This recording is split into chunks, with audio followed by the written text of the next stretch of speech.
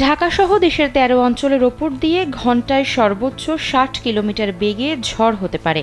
একই সঙ্গে এসব জেলায় বৃষ্টি অথবা বজ্রসহ বৃষ্টি হতে পারে বলেও জানিয়েছে আবহাওয়া অধিদপ্তর। বুধবার দেশের নদীবন্দরগুলোর জন্য দেওয়া আবহাওয়ার সতর্কবার্তায় এ তথ্য জানানো হয়েছে।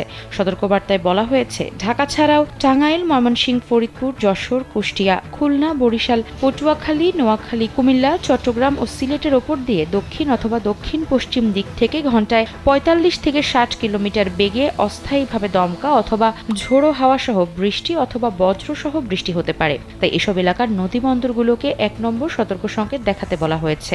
এদিকে ঝোড়ো হাওয়া বয়ে যাওয়ার শঙ্কায় দেশের সমুদ্র বন্দরগুলোকে ৩ নম্বর স্থানীয় সতর্ক সংকেত দেখাতে বলেছে আবহাওয়া অধিদপ্তর।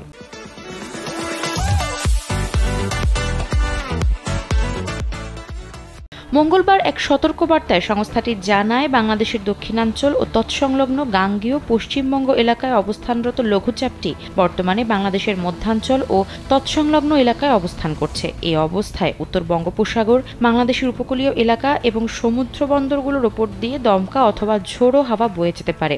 ফলে চট্টগ্রাম, কক্সবাজার, মোংলা ও পায়রা সমুদ্র বন্দরকে ৩ নম্বর স্থানীয় সতর্ক সংকেত দেখিয়ে যেতে বলা হয়েছে।